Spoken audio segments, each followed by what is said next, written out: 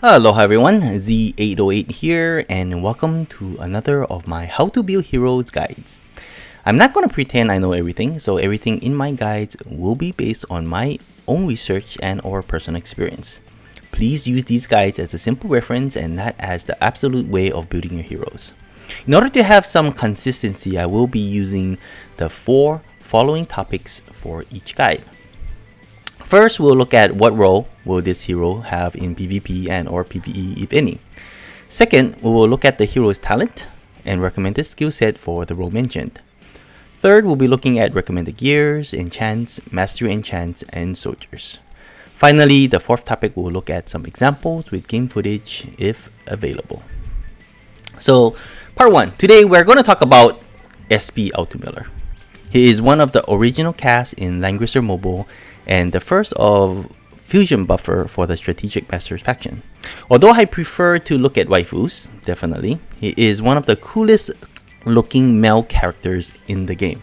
I'm sure you will agree with me as well. He wasn't a weak character per se, but definitely not the strongest. Now, even with the release of his new 3C a few months ago, it did not help to bring him into the meta boxes. However, with the release of his SP form now, he will be a much more viable, and I highly recommend looking to see if he fits in your box. This is especially so since Old Man Burn is providing many teams with the Empire fusion buff. Now, due to him getting a new talent and new skills, SP Altemuller is able to fill a few different roles in PvP.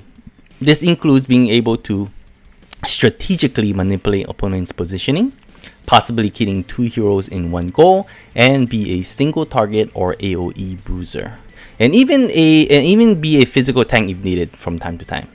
Now let's dive deeper by looking at his talent and his new skills. Now, due to him having multiple roles, this guide may be a little bit longer than usual. Okay, so part 2, talent, Peerless Dragon. Now, this talent ignores cost limit of skills.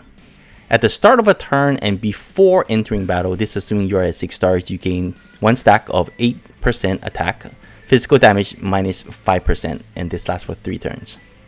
Can be stacked up to 4 times.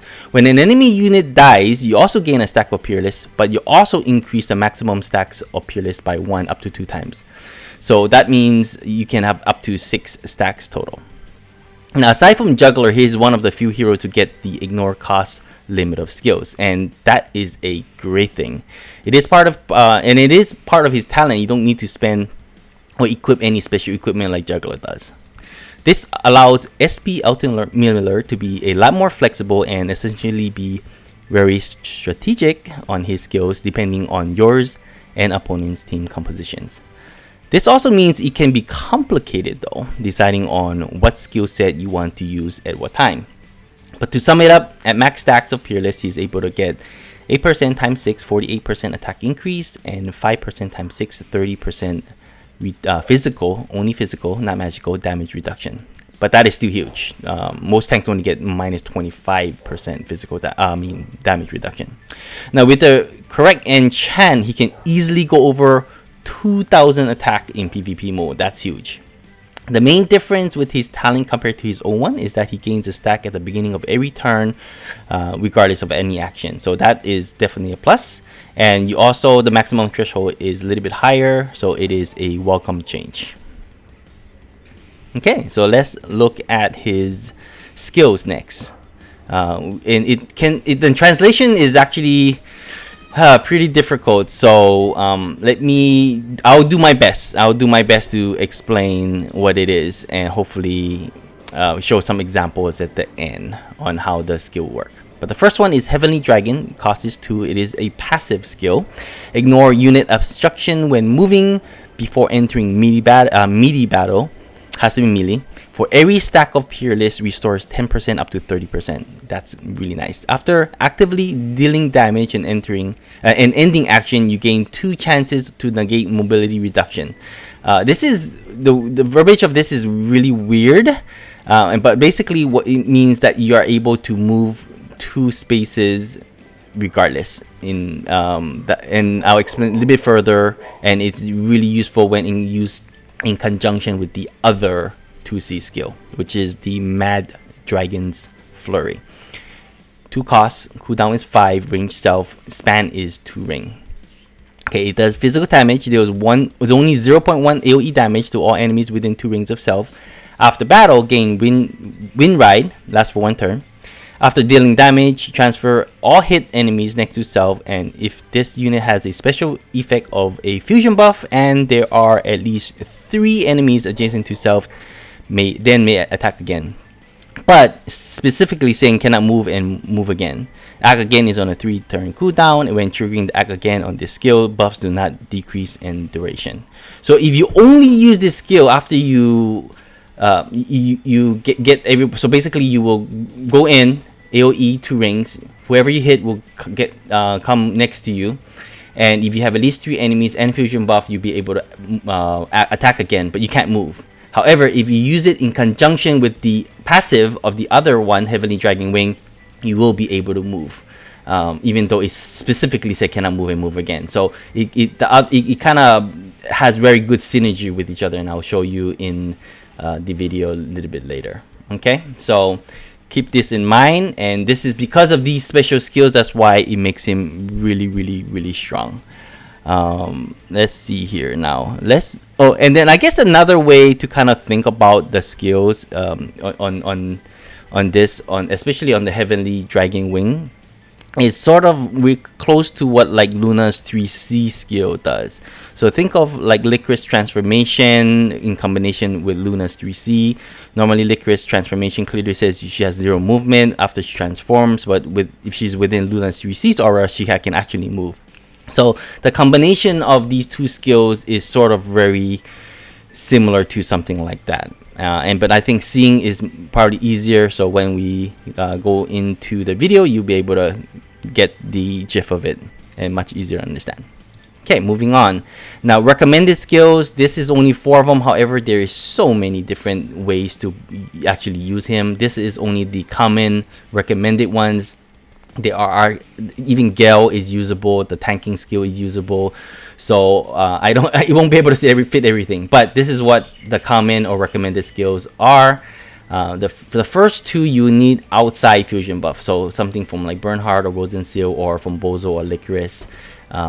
You'll be able to do, the first one is called full single target disruption. So this one you have the 3C and the 2 new 2C skills. You will pull the enemy in, you can move if you want, but 3C twice if all conditions are met. The next one is a little bit more interesting because you can actually be a little bit more flexible, and that's why it's called flexible disruption bruiser. You do still need another faction buff, but fusion buff, but basically you will pull everyone in with Mad Dragon's Flurry, but then you can decide to either 3C or do a Dragon's Breath afterwards. So a lot of different options on how to use when you have outside fusion buff. However, if you don't have, you can be the fusion buffer because his fusion buff actually is pretty good. It allows all the strategic characters to move without restrictions outside of flying, so it's quite nice. Okay, so the first one is called single target disruption. You'll bring your 3C fusion buff and your teleport skill. Basically, you teleport people in. You won't be really able to move again, but you can still 3C twice under the right conditions. The last one is called alternative single target fusion buff. So instead of pulling people and teleporting to you, you're going to bring 3C fusion buff, but you're going to use the other 2C, which allows you to move through opponent and also have the self heal component to it. So as you can see, so many different ways to play them. It's really difficult to say which one is the best. Kind of depends on the composition of who you're actually fighting, so kind of keep that in mind. Okay, moving on. Now looking at part 3, well, as far as for Heartbond, he gains attack if the enemy has a debuff, and then I think he receive reduced damage by 10% if the enemy have a debuff. Now, for gears, this is what I recommend. Of course, it can be different, but for single target weapon, definitely Ragnarok, you want to be able to break 100% whenever possible. If you're going with the AoE route, then definitely you want the Reaper. And then if you have nothing else, then Peacekeeper is usable.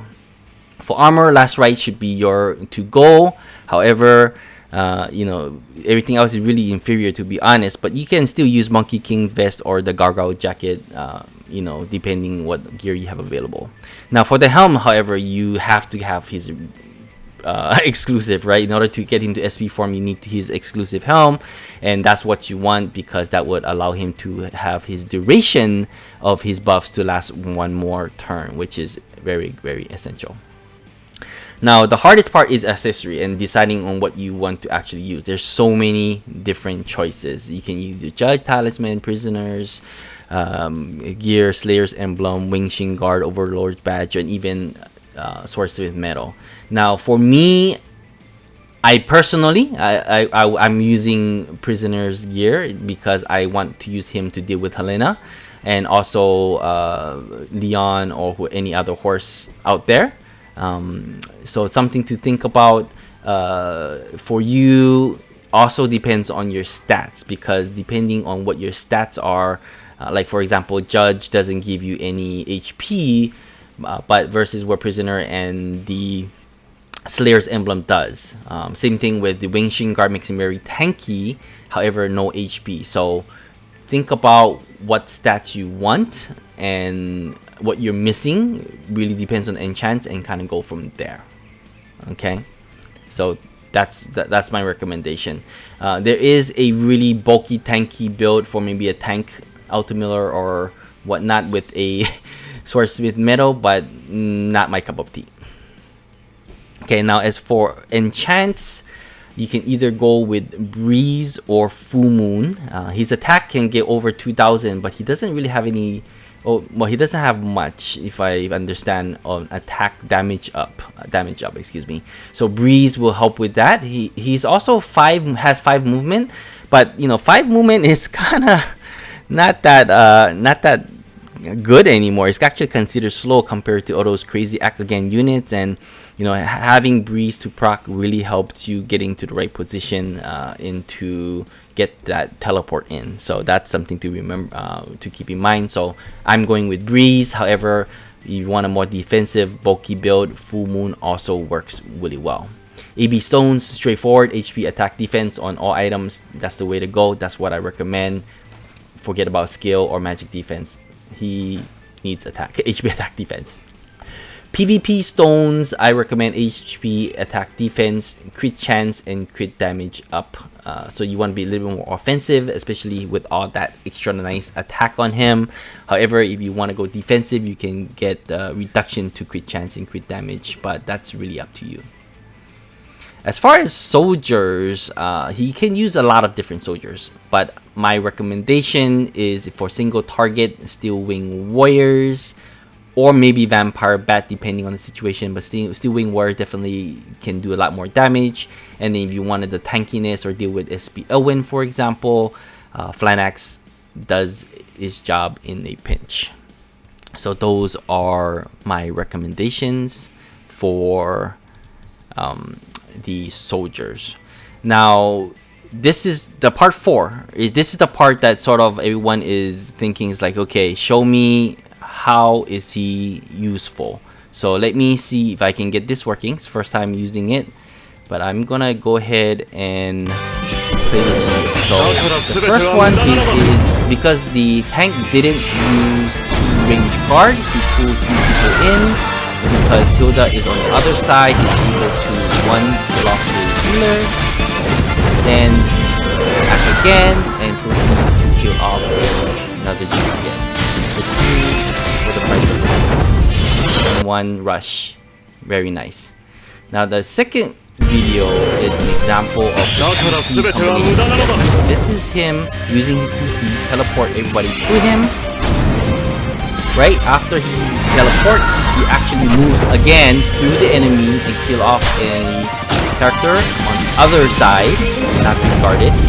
after the kill, because the 3C and there's 2 people around in 1 ring, he moves again and kills off the other DPS securing just like in the lead. So as you can see, it's super OP on how it works. So definitely something to think about on how to use him. So that's just 2 short, quick examples. I am going to provide more examples of my own once I have him fully unlocked. I hope you found this guy useful, and if you did, please remember to subscribe to my YouTube channel, like and share. Good luck building your SP Altemuller. He's really fun. I think he is going to be really good. Thank you and aloha.